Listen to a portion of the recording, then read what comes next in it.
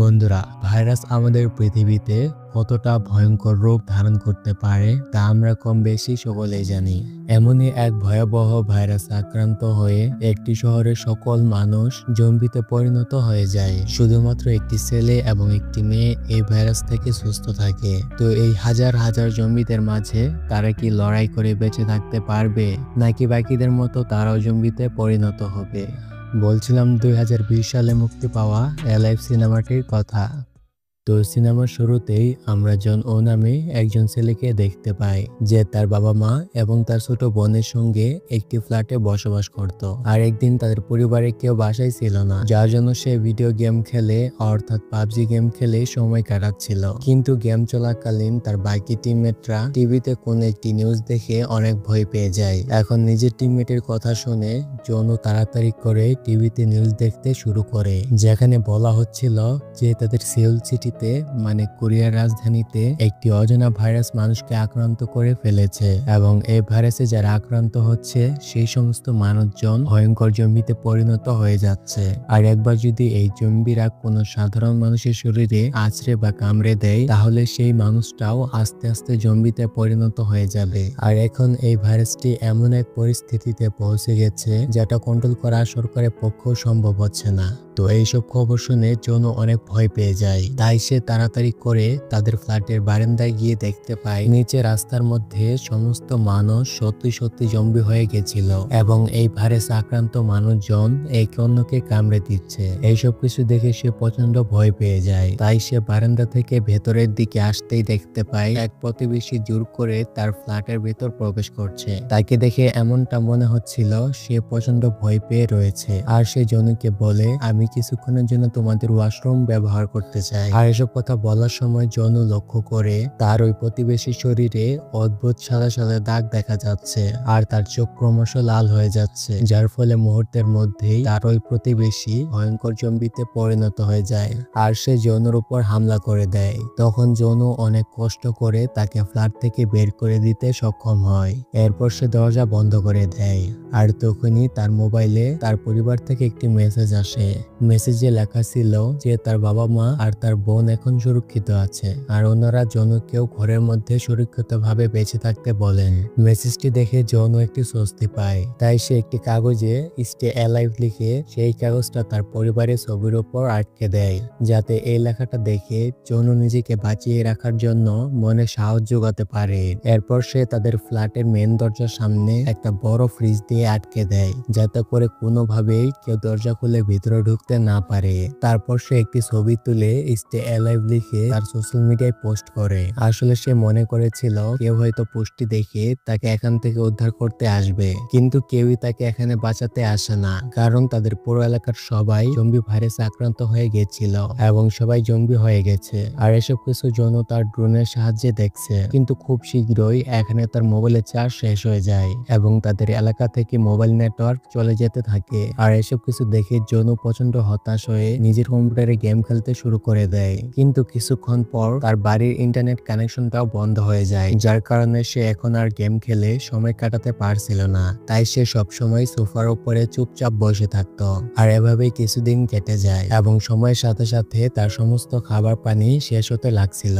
এরপর এক রাতে জনু খেয়াল করে নিচে রাস্তার মধ্যে সমস্ত জম্বিরা মিলে একটা পুলিশ অফিসারকে মারার চেষ্টা করছে।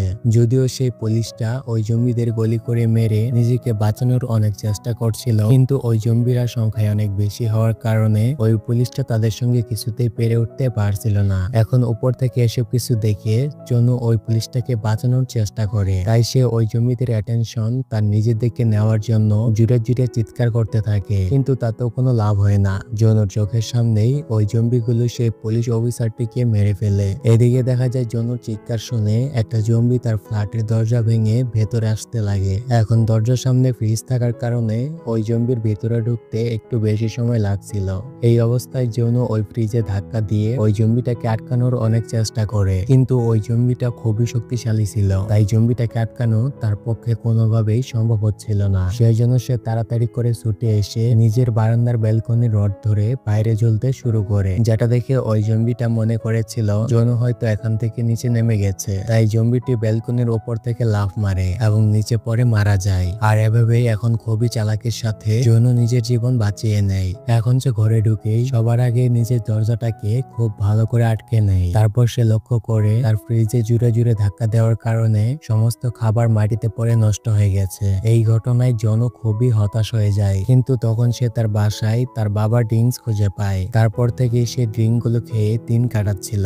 আর প্রথম কয়েকদিন ড্রিঙ্কস খেয়ে তার খুবই ভালো লাগছিল, কিন্তু সবসময় ড্রিঙ্কস খাওয়ার কারণে তার মাথায় সমস্যা দেখা দেয় এবং তার হ্যালুসিনেশন হতে শুরু করে, যার ফলে সে দেখে তার পরিবারের সবাই বাড়িতে ফিরে এসেছে এবং সবকিছু আগের মতোই ঠিকঠাক হয়ে গেছে। কিন্তু এগুলো আসলে কিছুই বাস্তবে ছিল না, সবকিছুই তার কল্পনা ছিল। কিছুক্ষণ পরে যখন জ্ঞান ফেরে তখন সে মন খারাপ করে প্রচন্ড কান্নায় ভেঙে পড়ে। আর এসব কিছুর মধ্যেই তার ফোনে তার বাবার পাঠানো একটা ভয়েস মেসেজ আসে, কিন্তু ঘরের মধ্যে নেটওয়ার্ক না থাকার কারণে জনু সেই মেসেজটা ডাউনলোড করতে পারছিল না। তাই সে বারান্দায় গিয়ে একটা সেলফি স্টিকের সাহায্যে অনেক কষ্টে সেই ভয়েস মেসেজটি ডাউনলোড করে। কিন্তু এই মেসেজটা শোনার পর জনু পুরোপুরি ভাবে ভেঙে পড়েছিল, কারণ এই মেসেজটি পাঠানোর সময় তার বাবা মা আর তার বোনের উপরে জম্বিরা হামলা করে, যার ফলে তারাও জম্বি হয়ে গেছিল। এখন এই খবরটা শোনার পর জনু মারাত্মক কষ্ট পায়, তাই সে রাগে দুঃখে বাড়ির সকল জিনিসপত্র গুলো ভাঙতে শুরু করে। আর সব ভেঙে ফেলার পর সে একটি লাঠি নিয়ে বাইরে বেরিয়ে আসে এবং সেখানে থাকা একটি জম্বিকে প্রচন্ড বাজেভাবে মারধর করে মেরে ফেলে। তারপর সে প্রচন্ড রেগে গিয়ে জুড়ে জুড়ে চিৎকার করতে করতে সারা করিডোরে ঘুরতে শুরু করে। আর তখনই তার চিৎকার শুনে আশেপাশে থাকা সমস্ত জম্বিরা তার দিকে এগিয়ে আসতে থাকে। আর তখন এই জম্বিদের ভয়ানক রূপ দেখে জনু ভয়ে বাসায় ফিরে আসতে বাধ্য হয়। তখন সে একটা কথাই মনে করে যে স্টে অ্যালাইভ, মানে তাকে বেঁচে থাকতে হবে। কিন্তু এখন এই পরিস্থিতি এমন ছিল যে সেখান থেকে সে কোনোভাবে আর বাঁচতে পারবে না। তাই তখন সিদ্ধান্ত নেয় সে যদি মারাও যায় তাহলে অন্তত জম্বিদের হাতে মরবে না। এজন্য সে গলায় দড়ি দিয়ে আত্মহত্যা করার সিদ্ধান্ত নেয়। আর ঠিক তখনই তার সামনের বিল্ডিং থেকে একটা লেজার লাইট আসে এবং সে বুঝতে পারে যে পাশের ফ্ল্যাটে হয়তো কোনো মানুষ রয়েছে, যার ফলে সে আত্মহত্যার সিদ্ধান্ত বদলে নেয়। তখন আমরা দেখি তার সামনের বিল্ডিং এ একজন মেয়ে সার্ভাইভ করে বেঁচে রয়েছে, আর তার নাম ছিল কিম ইয়োবিন। তারপর তারা দুজনে ইশারার মাধ্যমে কথা বলে। এদিকে এই মেয়েটি অনেক বুদ্ধিমতী ছিল, কারণ সে তার দরজার সামনে একটি ফাঁদ তৈরি করে রেখেছে, যাতে করে কোনো জম্বি যদি ঘরে এসে পড়ে তাহলে এই ফাঁদের মধ্যে আটকা পড়বে এবং সুযোগ বুঝে সে তাকে মেরে ফেলবে। তবে বাস্তবে ইয়োবিন খুবই আবেগী একজন মেয়ে ছিল, তাই সে কোনো কিছু হত্যা করতে পারতো না। কিন্তু বাস্তবতা এমন হয়েছে যে সে যদি জম্বিদের না মারে তাহলে জম্বিরাই তাকে মেরে ফেলতো। এভাবে কিছুদিন পর ইয়োবিন খেয়াল করে জনুর কাছে সমস্ত খাবার শেষ হয়ে গেছে, যার কারণে সে শারীরিকভাবে দুর্বল হয়ে যাচ্ছে। এটা দেখে সে তাকে কিছু খাবার দেওয়ার জন্য একটা বলে দড়ি বেঁধে সেই বলটা তার বাড়ির দিকে ছুঁড়ে মারে, কিন্তু ওই বলটা সেখানে না গিয়ে নিচে পড়ে যায়, যেটা দেখে জনু তার ড্রোন পাঠায়। আর ড্রোনের সাহায্যে তাদের দুজনের মধ্যে একটি দড়ি বাঁধা হয়। আর তখন ইয়োবিন জনুর জন্য খাবার পাঠায়। এরপর একটি জম্বি ওই বলটি দেখে ফেলে যে নিজের বাস্তব জীবনে একজন ফায়ার ফাইটার ছিল, তাই সে দড়ি ধরে উপরে ওঠা জানতো। আর এদিকে এই দড়িটা ইয়োবিনের ঘরের একটা টেবিলের সাথে বাঁধা ছিল। এখন ইয়োবিনের কিছু করে ওঠার আগেই ওই জম্বিটি দড়ি ধরে টানতে শুরু করে, যার কারণে ওই টেবিলটা সরে যায়, ফলে তার গায়ে জুড়ে একটা আঘাত লাগে এবং সে অজ্ঞান হয়ে যায়। আর এদিকে সেই জম্বিটা দড়ি ধরে উপরে উঠতে শুরু করে, কিন্তু তখনই জনু সেই জম্বিটাকে দেখে ফেলে। তাই সে তার ড্রোনের সাহায্যে জম্বিটির মনোযোগ অন্যদিকে নেওয়ার চেষ্টা করে, কিন্তু তাতে কোনো লাভ হয় না। জম্বিটি তার ড্রোনকে ধরে ফেলে এবং ভেঙে নিচে ফেলে দেয়। আর তখনই ইয়োবিনের জ্ঞান ফিরে আসে, তাই সে তখন ছোট কোড়াল দিয়ে জম্বিটির হাত কেটে ফেলে, ফলে জম্বিটি নিচে পড়ে মারা যায়। এদিকে জনু সিদ্ধান্ত নেয় সে আশেপাশের ফ্ল্যাটে গিয়ে খাবার খুঁজবে। তাই সে যখন বাহিরে বের হয় তখন সে দেখতে পায় একটা মৃত জম্বির কাছে একটি ফ্ল্যাটে চাবি রয়েছে। তাই সে ওই চাবিটি নিয়ে সেই ফ্ল্যাটে ঢুকে পড়ে। সেখানে গিয়ে সে খাবারের সাথে সাথে ওয়াকিটকি, ইয়ারফোন এবং পাহাড়ে ওঠার জন্য অনেক জিনিসপত্র খুঁজে পায়। এগুলো দেখে সে তখন মনে করে এখানে যে থাকতো সে হয়তো অনেক অ্যাডভেঞ্চার ছিল। তো এরপর যখন সে বেডরুমের দিকে যায় তখন সে একটি মহিলা জম্বিকে দেখতে পায় যে মৃত ছিল। আর ঠিক তখনই পেছন থেকে একটা জম্বি এসে তার উপর হামলা করে দেয়, কিন্তু সে কোনো রকমে তার জীবন বাঁচিয়ে দৌড়ে তার ফ্ল্যাটে ফিরে আসে। ফ্ল্যাটে আসার পর সে বেশ কিছু খাবার খাবার আর একটা ওয়াকি-টকি ইয়োবিনের কাছে পাঠিয়ে দেয়। এরপর প্রথমবারের মতো তারা একজন আরেকজনের সাথে কথা বলে এবং তাদের কথা বলার সময় আমরা বুঝতে পারি যে একজন মানুষের বেঁচে থাকার জন্য মৌলিক চাহিদা খাদ্য বস্ত্র ছাড়াও একজন সঙ্গীর অনেক প্রয়োজন। তো যাই হোক, এরপর থেকে দিনের বেশিরভাগ সময়টাই তারা কথা বলেই কাটিয়ে দিত।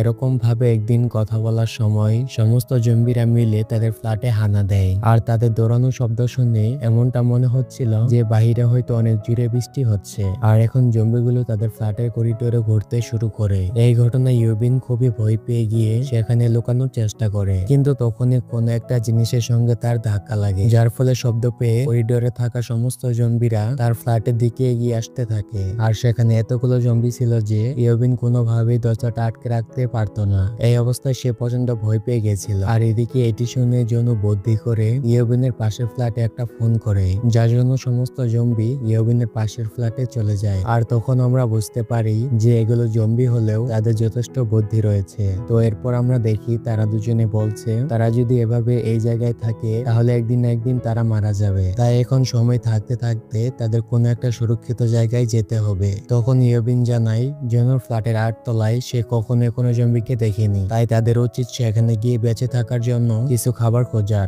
এখন প্ল্যান মতন তারা দুজন সাহস করে নিচে চলে আসে এবং প্রথমবারের মতো তারা দুজন একসাথে হয়। কিন্তু তখন সমস্ত জম্বিরা তাদের উপর আক্রমণ করার চেষ্টা করে, কিন্তু তারা দুজন কোনো রকমের সমস্ত জম্বিদের মারতে মারতে সামনের দিকে এগোতে থাকে। আর এভাবেই অনেক কষ্টে তারা সেখান থেকে কোনো রকমে পালিয়ে একটা লিফটে উঠে পড়ে এবং 8 তলায় চলে আসে। কিন্তু এখানেও জম্বিরা তাদের পেছন ছাড়ে না, তারাও তাদেরকে ফলো করতে করতে 8 তলায় চলে আসে। এখানে এক পর্যায়ে জম্বিরা যখন তাদেরকে মেরে ফেলবে তখনই এক অপরিচিত লোক এসে তাদেরকে বাঁচিয়ে নেয়। আর ওই অপরিচিত ব্যক্তি তাদের দুজনকে কিছু খাবার এবং পানি অফার করে। কিন্তু প্রথম থেকে ইয়োবিন এই লোকটাকে সন্দেহ করছিল, তাই সে খাবার খেতে চাইছিল না। কিন্তু তারা এত বেশি ক্ষুধার্ত ছিল যে অবশেষে তারা খাবারটি খেয়ে ফেলে। আসলে এই লোকটি ছিল একজন খারাপ মানুষ, সে তাদের খাবারে অজ্ঞান হওয়ার ওষুধ মিশিয়ে দিয়েছিল, যার ফলে তারা অজ্ঞান হয়ে যায়। এরপর দেখা যায় লোকটি তাদের হাত বেঁধে ফেলেছে।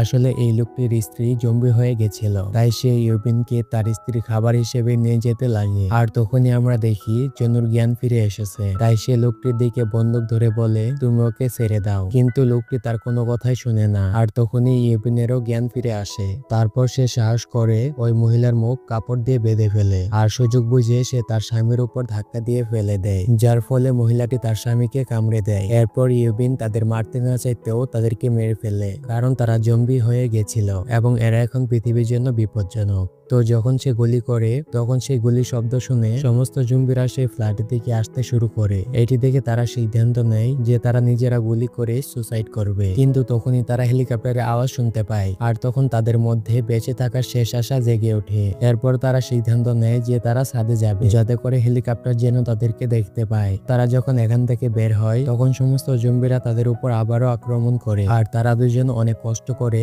ওই জম্বিদের সাথে লড়াই করতে করতে অবশেষে ছাদে চলে আসে। কিন্তু দুর্ভাগ্যবশত সেখানে তারা কোনো হেলিকপ্টার দেখতে পায় না। এদিকে সামনে থেকে সমস্ত জম্বিরা তাদেরকে মারার জন্য ছাদে চলে আসে আর তখন জনুর কাছে থাকা বন্দুক দিয়ে শেষবার মতো গুলি করে লড়াই করে, কিন্তু তাতে বিশেষ কোনো লাভ হয় না। তাই তারা নিজেদের মৃত্যুকে স্বীকার করে নেয়। কিন্তু তখনই কাকতালীয় ভাবে সেখানে সত্যি সত্যি আর্মির হেলিকপ্টার চলে আসে। এখন এই হেলিকপ্টার থেকে দুইজন সৈনিক জম্বিদের গুলি করে মারতে শুরু করে আর তারপর তাদের দুজনকে সেখান থেকে উদ্ধার করে নেয়। এখন হেলিকপ্টারে করে কিছু দূর যেতে তাদের ফোনে নেটওয়ার্ক চলে আসে, যার ফলে তারা তাদের সমস্ত বন্ধুদের মেসেজ পায় এবং সেগুলো দেখে তারা অনেক খুশি হয়। তো এরপর তারা দুজনে তাদের ছবি এবং লোকেশন সোশ্যাল মিডিয়ায় পোস্ট করে। তো যাই হোক, পরবর্তীকালে আমরা শুনতে পাই এই জম্বি ভাইরাসের কারণে 50,000-এর বেশি মানুষ জম্বিতে পরিণত হয়েছে। কিন্তু সরকার এখন আস্তে আস্তে পুরো বিষয়টাকে নিজেদের নিয়ন্ত্রণে নিয়ে এসেছে আর এখানে এই মুভিটা শেষ হয়ে যায়। তো বন্ধুরা, মুভিটা কেমন লাগলো